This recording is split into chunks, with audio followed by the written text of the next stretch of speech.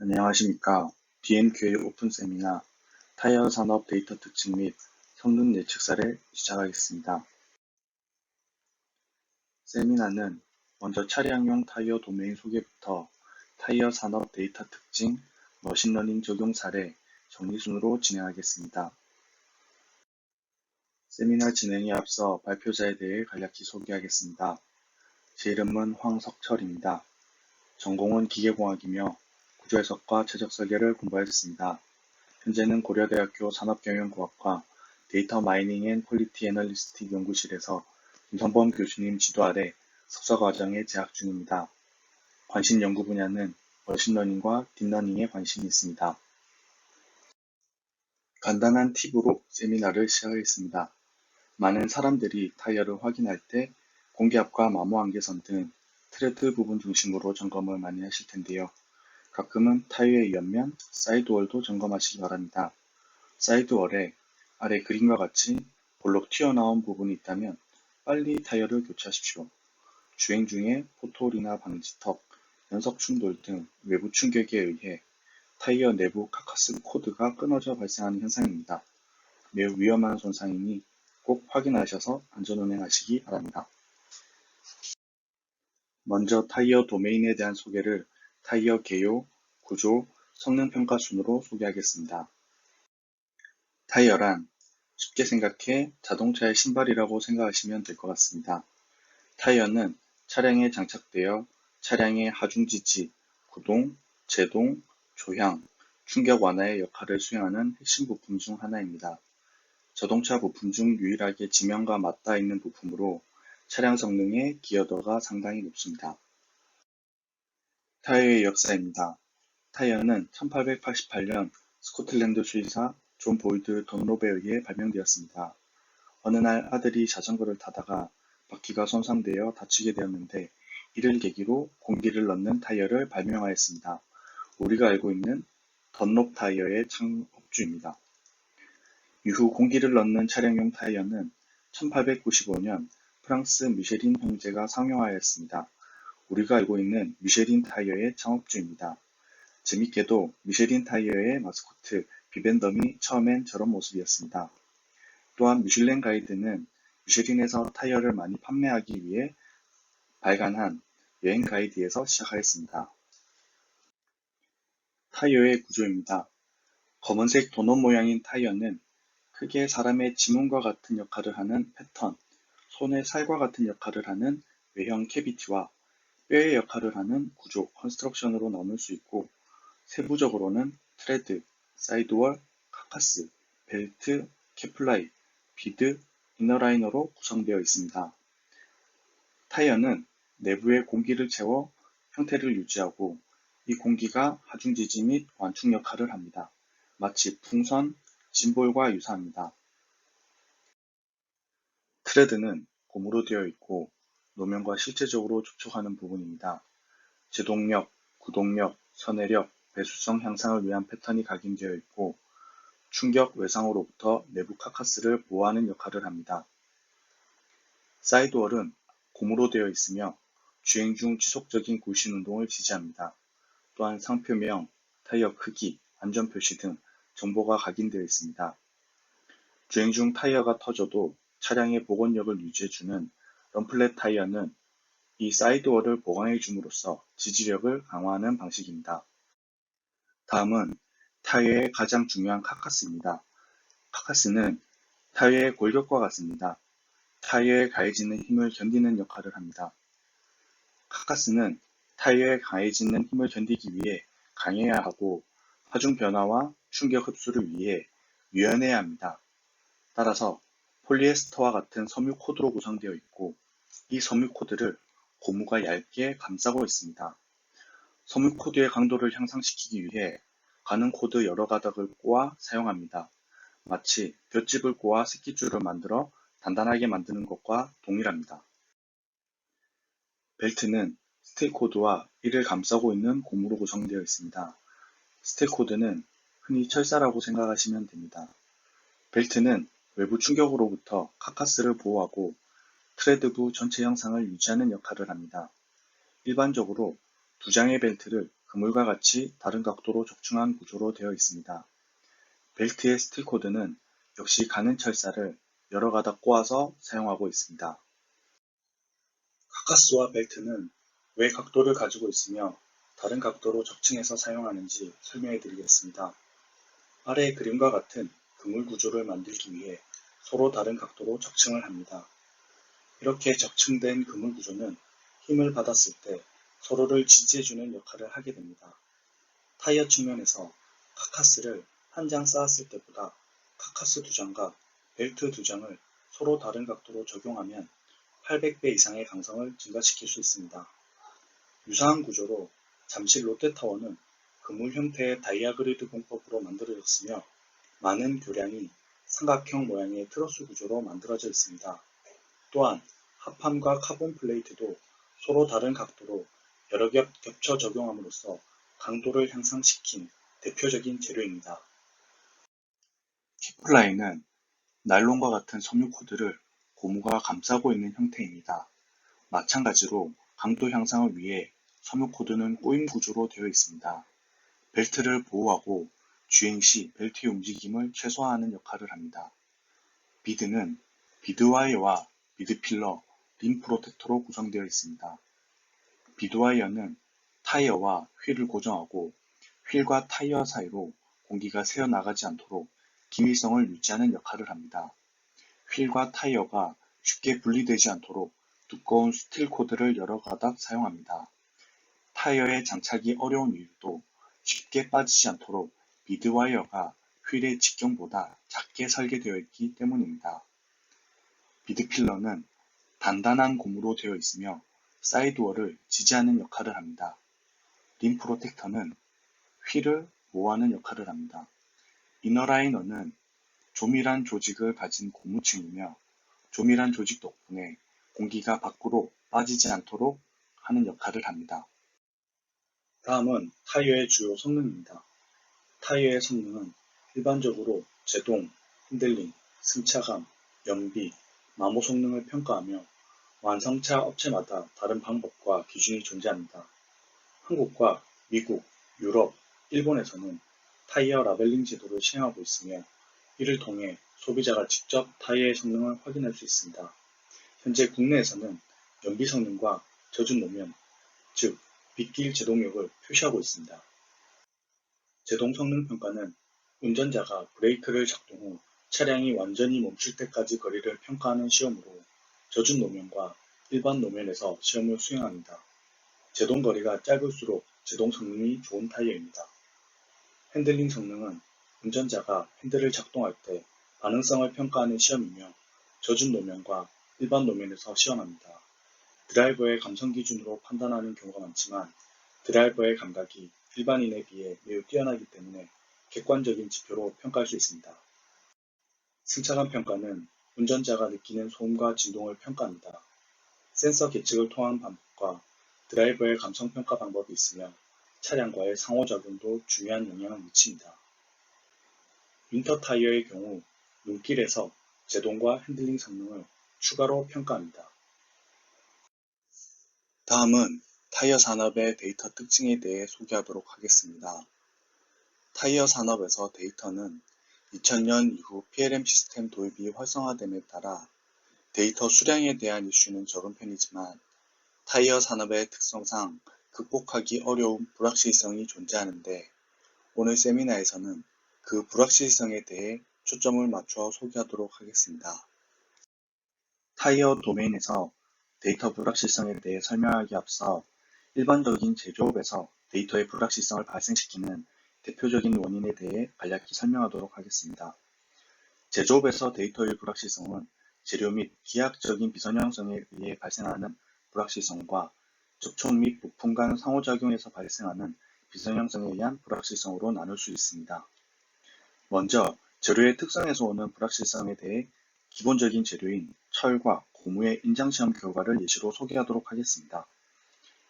좌측에 보이는 인장시험기에 재료를 고정하고 당기게 되면 응력 변형률 그래프를 얻을 수 있는데 철 등 금속류의 응력 변형률 그래프를 보면 탄성 구간이 선형적인 데 비해 고무의 경우 전체 영역이 탄성 구간임과 동시에 미선형적으로 거동을 하게 됩니다. 일반적으로 제품 설계 시 탄성 구간 내에서 설계를 하기 때문에 미선형 재료를 사용하는 제품의 경우에는 데이터의 불확실성이 커지게 됩니다. 기하학적인 비선형성에 따른 데이터 불확실성은 예를 들어 작은 선풍기와 큰 풍력 발전기를 비교해보면 이해가 쉽습니다. 제품의 크기 차이에서 오는 변형량이 다르기 때문에 거동이 불안정하고 이에 따라 불확실성이 커지게 됩니다. 가령 제품의 크기가 작더라도 크게 변형하는 제품의 경우 변형량이 크기 때문에 불확실성이 커집니다. 다음은 접촉 및 부품 간 상호작용에 따른 불확실성입니다. 예를 들어 당구와 컬링을 예시로 들어보겠습니다. 당구는 천이고 컬링은 얼음판입니다. 천과 얼음판의 마찰력은 차이가 있고 얼음판이 더 미끄럽습니다.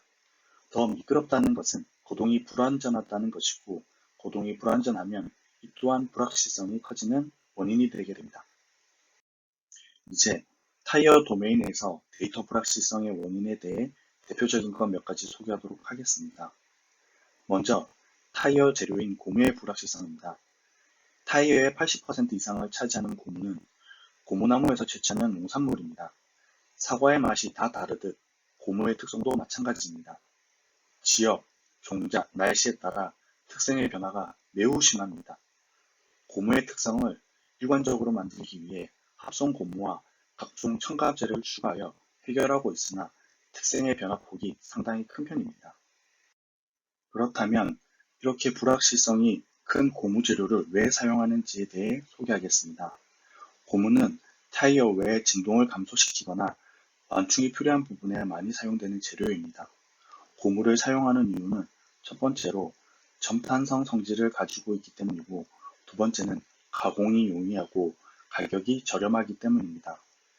특히 점탄성 성질은 타이어에서 매우 중요한 성질 중 하나인데 점탄성의 성질을 예로 들면 고무공을 높은 곳에서 떨어뜨렸을 때 처음 높이만큼 튀어오르지 않는데 여기서 처음 높이에서 나중 높이의 차이만큼 에너지의 손실이 발생하였기 때문입니다.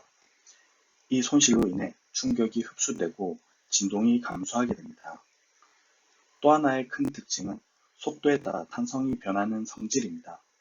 사람이 물에 천천히 들어가게 되면 아무 고통 없이 들어가게 되지만 몸 전체로 다이빙을 하게 되면 상당히 큰 고통이 따르는 것과 같은 원리입니다. 다음은 타이어의 구동 조건에 따른 불확실성입니다. 타이어가 하중을 지지하고 굴러감에 따라 데이터의 불확실성이 발생하게 됩니다. 타이어에 차량과 사람의 무게가 적용하면 변형이 되게 되는데 이 변형량이 전체 크기 대비 매우 크고 내부 공기압에 따라 더 커질 수 있는 여지가 있습니다. 또 타이어가 굴러감에 따라 점탄성의 성질에 의해 발력이 생겨나고 이 힘의 작용 위치가 변경되는데 이러한 현상 때문에 타이어의 구동에 불균형이 생기고 이 불균형에 의해 불확실성이 커지게 됩니다. 마지막으로 타이어의 제조 공정에서 발생하는 불확실성입니다.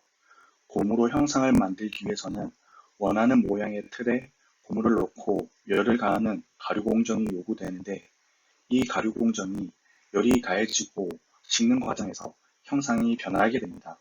마치 붕어빵을 만드는 방법과 비슷한데 완성된 붕어빵이 비슷해 보이지만 조금씩 차이가 있는 것과 같습니다. 이러한 현상에 의해 타이어는 허용 오차 내에서 생산 차수마다 차이가 존재하고 이것은 사실상 같은 사양의 타이어가 어제 만든 타이어와 오늘 만든 타이어가 다르다는 것입니다. 형상의 오차가 생기게 되면 그 타이어를 시험할 경우 그 시험한 데이터의 차이도 발생한다는 것을 의미합니다. 앞서 타이어 산업에서 데이터가 포함하고 있는 불확실성에 대해 소개해드렸고 지금부터는 타이어의 성능 예측 태스크에 머신러닝을 적용한 사례에 대해 소개해드리겠습니다. 소개해드릴 적용 사례는 타이어의 연비 성능 예측에 머신러닝을 적용한 사례입니다. 회전 저항은 타이어의 연비를 설명하는 지표이며 회전 저항의 개념은 보시는 동영상과 같이 동일한 조건의 차량이 타이어에 따라 이동할 수 있는 거리가 달라진다는 것입니다. 이 회전 저항은 우측 사진과 같은 시험지에서 시험한 결과인 RRC 값으로 대변할 수 있으며 이 RRC 값이 작을수록 연비 성능이 우수하다고 평가합니다. 이 주제에서 설명 변수는 타이어의 치수, 재료, 구조 타입 등 설계 데이터이고 반응 변수는 회전 저항 계수 RRC 값입니다. 전처리를 하지 않는 총 데이터의 개수는 69,257개이며 설명 변수의 개수는 124개입니다. 반응 변수의 개수는 1개입니다.